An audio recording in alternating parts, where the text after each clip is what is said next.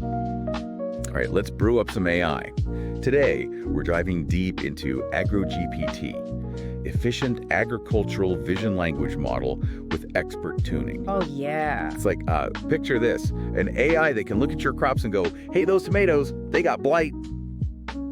That's AgroGPT. That's the idea. Yep. And it's really interesting because it tackles a big AI problem, the lack of labeled data, right? Agriculture, tons of visual information, not a lot of text to go with it. Yeah. And most AI needs that paired data to learn, Right. So this paper is clever. It's a clever workaround to that problem.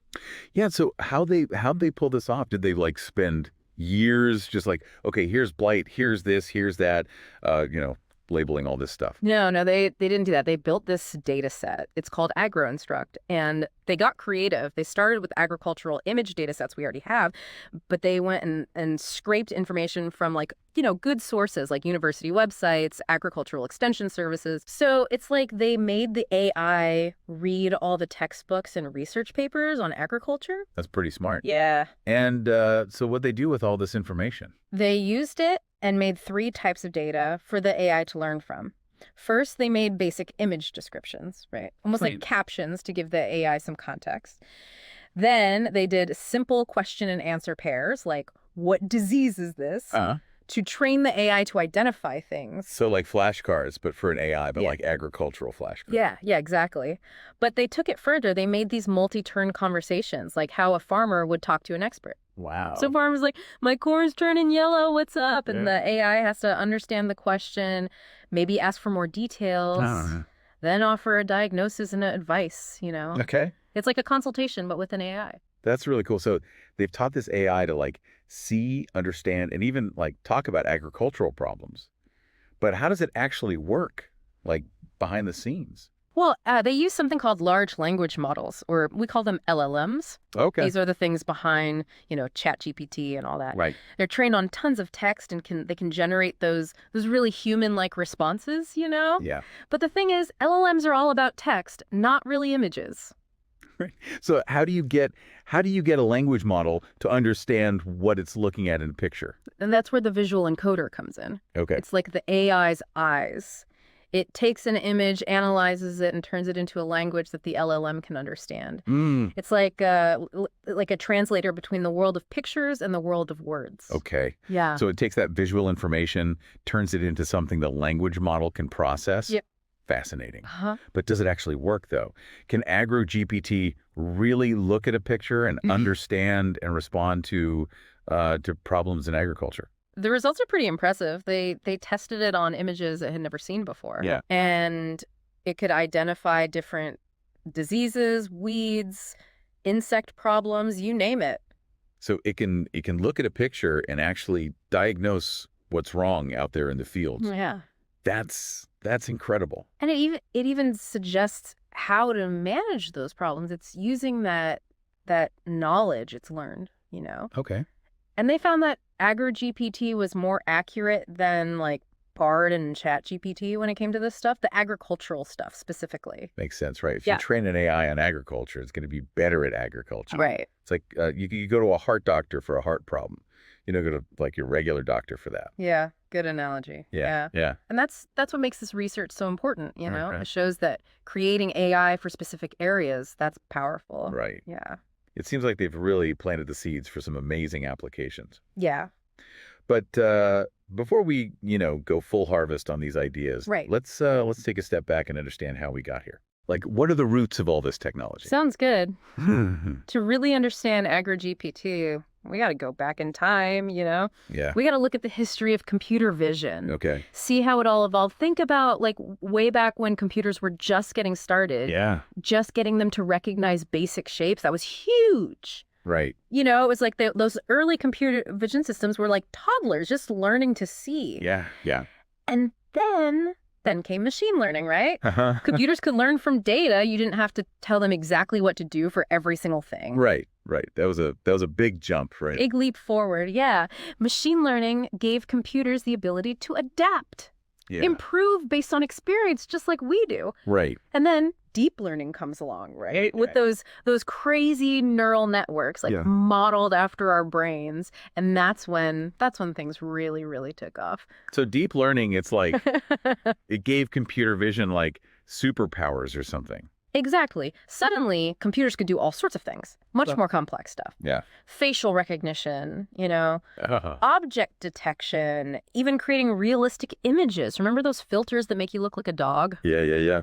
That's deep learning at work. That's crazy. And of course, ImageNet, right? Oh yeah, ImageNet. That was a big one. Huge. That massive data set of images, that really pushed what computer vision could do. It did. Yeah, it was a game changer. Yeah. It gave those deep learning models a playground, right? Millions of images to learn from, get really good at recognizing everyday objects. Right. But ImageNet, that was all about like general image recognition. How did we go from like, okay, that's a cat, that's a dog, Right. to like understanding if a plant is sick or not? This seems like a totally different thing. Yeah, it is. That's where the domain gap idea comes in. Yeah. A model trained on just any images, it might be great at, cat versus dog, Yep. but it doesn't know the details to tell, like blight from leaf spot on a tomato. Right. It's like using a regular dictionary to try to understand like a medical textbook. Exactly. You need the right tool for the job. And Yeah. that's what those AgroGPT researchers, that's what they realize, Okay. Instead of making a whole new data set for agriculture, which would take forever, they found a way to use what we already have, but make it work smarter. And that's where that idea came in, scraping information from those good agricultural sources, right? Right. Like they basically trained the AI to be an agriculture expert, Yeah. fed it all that knowledge, So they made like a special agricultural curriculum, but for AI. Exactly. And they made that system that automatically pulls out the important info from those sources and links it to the image data sets we have. That's how they made those descriptions, the questions and answers, those complex conversations we talked about. Right. So by training AgroGPT on this like special data set, they were able to like close that gap, right? Yeah. That domain gap. Yeah, Make a model that actually gets the complexities of agriculture. exactly. It's amazing. Yeah. We went from basic shape recognition to deep learning and now to these super specific AI models. It's a journey, right? It's incredible. Yeah. What's next? Where do we go from here? Well, that's the exciting part. Yeah. One thing people are working on is personalization, right? Okay. And real-time feedback. Okay. So imagine a farmer using a smartphone app with AgroGPT, right? Yeah. They take a picture of something in their field, boom, instant diagnosis. But not just that, they get advice that's specific for them. Okay. Their location, their climate, even the type of crops they're growing. It's like having a personal agricultural consultant, Yeah, in their pocket. Yeah. And it could even go further. Imagine sensors out in the fields all over, checking the plants, the soil, the weather. All that data goes to an AI, and the AI tells the farmer what to do in real time. Wow. That's next level precision agriculture. That's wild. Yeah. Sounds like we're on the edge of like an agricultural revolution. It does, doesn't it? But with any powerful technology, there's always concerns, right? Oh, absolutely. We got to think about things like data privacy. Yeah. What happens to jobs in agriculture? Right. And of course, these AI systems, they have to be transparent, accountable, It's a new frontier. We got to be careful. Yeah, definitely. Think things through. Well, before we jump too far ahead, Right. let's shift gears a little bit. Okay. Time for Novel notions. where we brew up some bold research ideas. All right. Let's get those brains working. Inspired by the AgroGPT paper, of course. Of course. All right. What if we could use this AgroGPT to not just identify problems, but predict the future of entire ecosystems? Predict the future. That sounds like a sci-fi movie or something. I know, right? Yeah. But think about it. We have AI that can predict weather, Right. Yeah. and it's pretty good at it. Right. Now, combine that with what AgroGPT can do, analyze the plants, the soil, the pests. Mm-hmm. What if we could make a system that models entire ecosystems and sees how they change over time? Okay. I see where you're going. We could predict droughts, floods, maybe even like disease outbreaks that could affect huge areas. Exactly. We could use that knowledge to make smarter decisions, right? Yeah. About how we use land, manage water, even prepare for disasters. Right. It's like having a crystal ball, but for the planet. That would be incredible. Yeah. But wouldn't that take like a crazy amount of data? Oh, for sure. It'd be a massive project. Yeah. You need experts in AI, agriculture, ecology, climate science, everything. Yeah. And of course, we have to think about the ethics, Right. Big ethical implications there. It's a big challenge. But the potential payoff is it's hard not to get excited about it. I know, right? Okay, ready for another crazy idea. Hit me. What if we use AgroGPT to not just analyze pictures of plants, but actually understand their genes? Now you're talking. Remember those visual encoders we talked about? Mhm. They're already amazing at picking up subtle stuff in images. What if we trained an AI on data sets that had both images of plants and their genetic data? Okay, Could we teach an AI to connect what a plant looks like with its genes? so you're saying we could look at a plant and know what genes it has? Exactly. That's wild. Think about what that means. We could pinpoint plants with the traits we want, disease resistance, drought tolerance, you name it. Yeah, We could even track those genetically modified organisms, see how they're it spreading. could be like an AI gene detective. Yeah. And it could change how we breed plants, make it way faster, more efficient. Yeah. It could even help us protect biodiversity, find those endangered plants and keep track of them. That's amazing. Yeah. But wouldn't you need tons of genetic data for that? That's expensive, right? Yeah, it is. And again, we got to think about the ethics, right? Yeah. AI and genetic information, that's a big one. It is. It is. These novel notions, they're definitely something else. I know, right? It's important to remember, though, they're just ideas, right? They're here to get us thinking, start conversations, inspire new research. They're not like predictions. Exactly. Yeah. But who knows? Maybe one of these crazy ideas will spark something amazing, something that changes everything.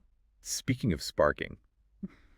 Before we get too lost in those future farms, let's get back to the AgroGPT paper itself. Okay. One thing really stuck out to me. They didn't just make one AgroGPT. They made a few different versions. Yeah, that's right. It's a really smart way to go about it. Yeah. They tried different sizes of language models. Uh-huh. They had a 7B version, so 7 billion parameters, Okay. and a smaller one, 3B. Okay, so for those of us who aren't like AI experts, what are parameters? Think of them like how much brain power the AI has. Okay. More parameters usually means a more complex model, one that can handle more information, understand more nuances. So bigger is always better, right? Well, you'd think so, but not always. Okay. In this case, the smaller one, the 3B version, it actually did better than the 7B one on some tasks, like when it had to identify very specific agricultural details, Oh, really? Like what? like the exact name of a disease. Huh. That's interesting. Why would a smaller model be better at that? Might seem weird, but it probably comes down to focus. The smaller model had to be more picky about what it learned from that AgroInstruct data set. Okay. It's like comparing a specialist with a generalist, Yeah. The specialist knows a lot about one thing, the generalist knows a little about a lot of things. Right. So in this case, the smaller model was like a super trained agricultural detective. Yeah, exactly. Really honed in on those details. And it shows something really important about AI. What's that? Bigger isn't always better. Sometimes a smaller, more focused model, that's the way to go, especially with something specific like agriculture. Right. And I bet it's also more practical, right? Oh, yeah. A smaller model, less computing power, so maybe more farmers can use it, even if they don't have the fastest internet or the newest phone. Absolutely. It's about balance, complexity versus efficiency. Yeah. And the AgroGPT researchers, they clearly get that. It really seems like they've made something special here, blending the new and the practical. They have. It'll be so interesting to see how this all plays out, what AgroGPT means for the future of farming. I know. This is just the beginning of the story. I think we're going to see a lot more AI in agriculture. Well, on that note, we've reached the end of our deep dive into the world of AgroGPT. We've covered a lot today. From how this amazing AI model works to what it could mean for farming in the future. Yeah, we've looked at computer vision, brainstormed some really out there research ideas, even thought about the ethics of it all. And as always, we encourage you to check out the AgroGPT paper yourself. Yeah, the link's in the show notes. So until next time, keep those minds curious, those coffee cups full, and those imaginations brewing. And remember, the future of agriculture, it just might be growing right in front of us with the help of some really smart AI. Thanks for joining us on the Deep Dive.